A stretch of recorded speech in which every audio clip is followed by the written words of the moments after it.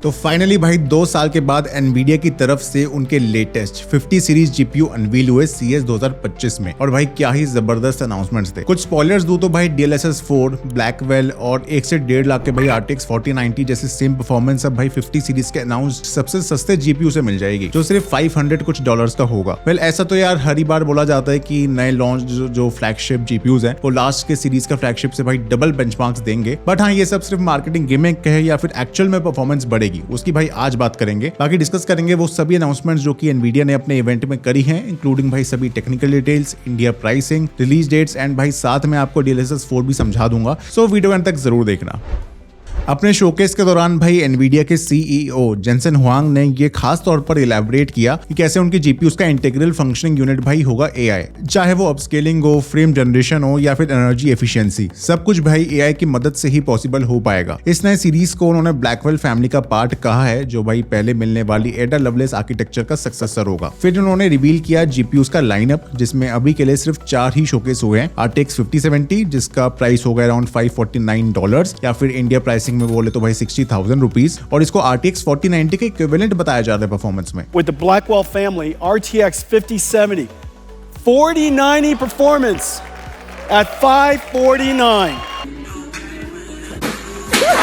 खैर इसकी तो आगे बात करेंगे। फिर नेक्स्ट भाई अनाउंस होता है RTX 5070 Ti, जिसका प्राइस होगा $749 और इंडिया में 80,000 रुपीज। RTX 5080 जो होगा $999 का, यानी कि 1,07,000 रुपए। और फाइनली भाई 50 सीरीज का फ्लैगशिप जीपीयू RTX 5090 जो होगा भाई $2,000, यानी कि भाई इंडिया प्राइसिंग में 2.15 लाख रुपीज। पिछली बार से करीब भाई $500 ज्यादा महंगा है ये फ्लैगशिप, और ये फेस है भाई नए ब्लैकवेल टेक्नोलॉजी का, जिसकी हेल्प से ये ऑलमोस्ट 100% बेटर होगा RTX 4090 से, ऐसा हुआंग ने क्लेम किया है। एक्चुअली कितना बेटर है भाई वो तो रियल टेस्टिंग में ही पता लगेगा। जीपीयूज के साथ साथ उनसे इक्विप्ड लैपटॉप्स और उनके प्राइसेस भी डिक्लेयर किए हैं हुआंग ने अपने शोकेस के एंड में। तो 5070 वाले लैपटॉप का प्राइस होगा भाई $1,299, यानी कि 1.15 लाख रुपीस। 5070 Ti वाले का भाई $1,599, जो कि अप्रोक्सीमेटली 1.37 लाख रुपीस का होने वाला है। और 5080 वाले का भाई है $2,199, यानी कि 1.9 लाख। और फ्लैगशिप भाई 5090 वाले का प्राइस होगा $2,899, जो इंडिया में आराम से भाई 2.5 लाख तक देखने को मिलेगा। इन लैपटॉप्स के अंदर भाई कैसे 50 सीरीज की पावर को कैप्चर किया गया है उसकी अपन बात करेंगे आगे। तो ये थे भाई वो सभी अनाउंसमेंट्स जो कि एनवीडिया ने इस बार किए हैं। 50 सीरीज जीपीयूज भाई 30 जनवरी से अवेलेबल हो जाएंगे ग्लोबली, लेकिन लैपटॉप्स की अवेलेबिलिटी भाई मार्च से ही बताई जा रही है।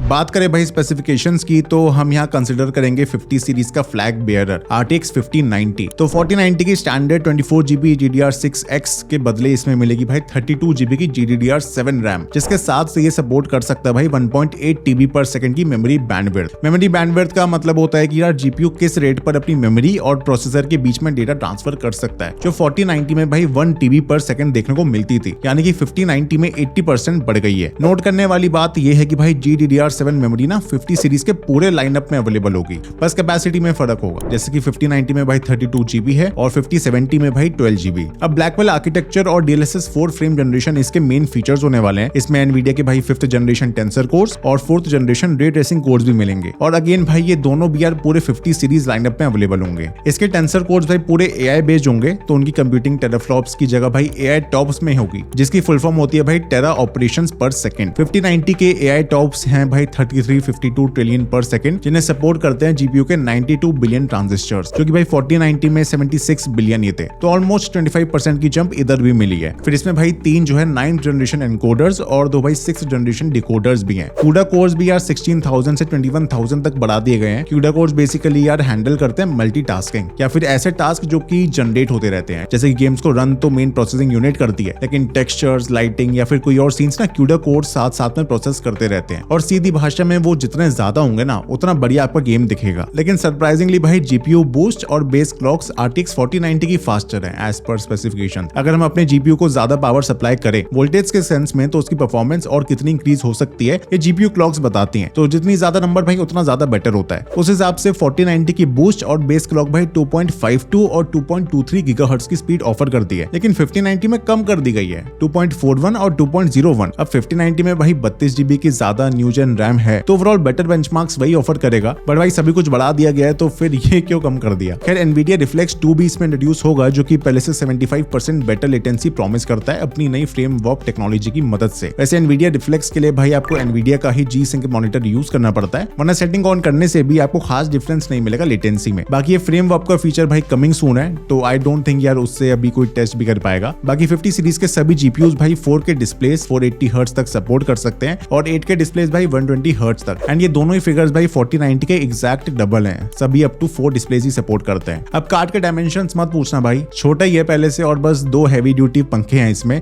जिनका मैक्सिमम टेम्परेचर 90 डिग्रीज तक क्लेम किया गया है। टोटल ग्राफिक्स पावर भाई 575 वॉट्स की है इसमें, जो कि 4090 में 450 वॉट्स की थी। भाई 100 वॉट से भी ज्यादा का इंक्रीज हो गया पावर कंजम्पशन में। देन आते हैं भाई DLSS पे, जिसकी एनवीडिया सबसे ज्यादा बात करता है आजकल। सो इसकी फुल फॉर्म है भाई डीप लर्निंग सुपर सैम्पलिंग, जो एक इमेज रेंडरिंग टेक्नोलॉजी है एंड AI की हेल्प से फ्रेम्स जनरेट कर देती है। एग्जांपल के तौर पे अगर आप कोई बहुत ही हैवी गेम खेल रहे हो जो कि भाई कम FPS पर रन होता है आपके सिस्टम पर, तो DLSS ऑन करने से ना ये एडिशनल फ्रेम्स जनरेट कर देगा जो आपका गेम प्ले स्मूथ बना देगा। मैं ज्यादा डिटेल में टेक्नोलॉजी नहीं समझाऊंगा, बट सपोज यार आपका गेम यार 40-50 FPS पे चल रहा है तो DLSS ऑन करके ना गेम बिल्कुल भाई 60 भी क्रॉस कर लेगा एंड इवन उससे भी ज्यादा चला जाएगा। DLSS 3 एंड DLSS 3.5 दोनों ही यार हमने टेस्ट करे थे 40 सीरीज के जीपीयूज पे एंड हमने खुद नोटिस किया कि यार कुछ केसेस में ना FPS डबल ही हो जाते हैं, वरना 60 to 70% का फर्क तो दिख ही जाता है। लेकिन 50 सीरीज के साथ यार DLSS 4 आएगा जो ऑफर करता है मल्टीपल फ्रेम जनरेशन। अब आप बोलोगे कि भाई ये क्या बात हुई, DLSS 3 कम देता होगा तो ये ज्यादा दे देगा और क्या, लेकिन नहीं, सच्चाई इससे बहुत दूर है। DLSS 4 से AI इतना कैपेबल बना दिया गया है कि यार एक सीन में अगर 35 ट्रिलियन पिक्सल्स हो तो उसमें से सिर्फ 2 ट्रिलियन ही भाई रे ट्रेस पिक्सल्स जीपीयू प्रोसेस करेगा, बचे हुए भाई सारे ही AI से होंगे। मतलब आप इमेजिन भी नहीं कर सकते कि किस स्केल पर AI इन जीपीयूज को पावर दे रहा है। शोकेस के लिए हुआंग ने AI से एक सीन जनरेट किया विद रे ट्रेसिंग ऑन, जो करीब भाई 150 FPS पे रन हो रहा था। इसी टेक और लॉजिक के साथ ना एनवीडिया लैपटॉप्स में भी 50 सीरीज को इंट्रोड्यूस कर रहा है, जिसमें उन्होंने क्लेम किया है कि RTX 5070 वाला बेस लैपटॉप भाई 4090 वाली परफॉर्मेंस दे देगा। नोट करने वाली बात यह है कि यार DLSS 4 ना हर गेम सपोर्ट नहीं करता और एनवीडिया ने एक लिस्ट भी रिलीज करी है उन सभी गेम्स की जो इसे सपोर्ट कर पाएंगे, जिसमें Black Myth, Wukong, Indiana Jones जैसे कुछ गेम शामिल हैं। अब एनवीडिया ने खुद ही कुछ मेन स्ट्रीम गेम्स के बेंचमार्क कंपैरिजंस प्रोवाइड किए हैं RTX 5090 और 4090 दोनों के बीच। तो भाई फर्स्ट लुक में ही ऑब्वियस डिफरेंस हम देख सकते हैं, जहां ब्लैक मिथ, वुकोंग, साइबरपंक और एलन वेक 2 भाई डबल से भी ज्यादा परफॉर्म कर रहे हैं 4K और मैक्स सेटिंग्स पर। मतलब भाई मैं इमेजिन कर सकता हूं कि बेचारे 4090 ओनर्स के तो आंसू बह रहे होंगे ये चार्ट देखकर।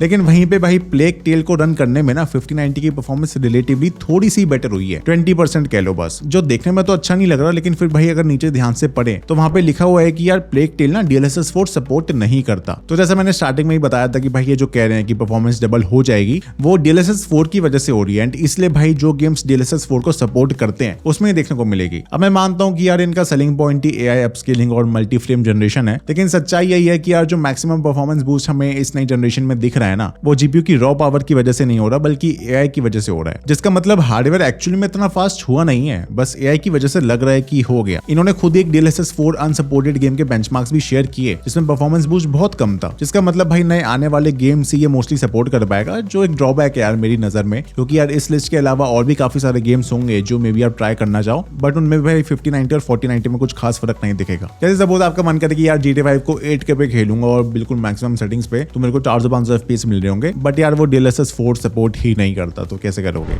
अब जेनसेन हुआंग के क्लेम को थोड़ा और एनालाइज करें कि भाई क्या सही में उनका 50 सीरीज का एंट्री लेवल जीपीयू 4090 के बराबर परफॉर्मेंस निकाल पाएगा। तो भाई आखिर में बात आती है आर्किटेक्चर पे, जो 5070 में ब्लैकवेल है और 4090 में एडा लवलेस था। RTX 5070 में 6144 CUDA कोर्स है और 192 टेंसर कोर्स, जबकि 4090 में भाई 16384 CUDA कोर्स है और 512 टेंसर कोर्स। मतलब रॉ हार्डवेयर के मामले में 4090 बहुत ज्यादा पावरफुल है, पर फिर 5070 में वो DLSS 4 की टेक्नोलॉजी है जिससे कॉम्पनसेट हो जाता है। DLSS 4 हेल्प करता है भाई हर एक फ्रेम पर ना 3 एडिशनल फ्रेम जनरेट करके, जैसे कि साइबरपंक 2077 में 5070 भाई DLSS 4 के साथ 243 FPS तक अचीव कर रहा था, कंपेयर टू 142 FPS जो कि 4090 का DLSS 3.5 दे पा रहा था। अब इस बड़ी हुई स्मूथनेस को ना कुछ यूजर्स फेक फ्रेम्स भी कहते हैं, क्योंकि उन्हें लगता है कि यार DLSS से बने फ्रेम्स एक्चुअल रेंडर्ड फ्रेम्स नहीं है, बस AI ने जनरेट करे हैं। फिर भी भाई गेम्स जो DLSS 4 सपोर्ट करते हैं उनमें 5070 4090 जैसी परफॉर्मेंस दे सकता है, लेकिन ध्यान रहे भाई गेम्स जो DLSS 4 यूज नहीं करते, उनमें 5070 4090 की परफॉर्मेंस को मैच भी नहीं कर पाएगा हार्डवेयर के हिसाब से भी, क्योंकि यार RTX 4090 में 24 GB की VRAM मिलती है कंपेयर टू 5070 की 12 GB की VRAM। सो फिर आप लोग बताओ भाई क्या सोचते हो इस नई सीरीज के बारे में, इसको लेने वाले हो या फिर स्किप करने वाले हो, किडनी कितनी बची है भाई बता देना कमेंट्स में। जो लोग इतना महंगा GPU अफोर्ड नहीं कर सकते भाई उन्हें बता दो कि 8000 में भी आप AAA गेमिंग एंजॉय कर सकते हो, जिसके लिए भाई लेफ्ट वीडियो देखो,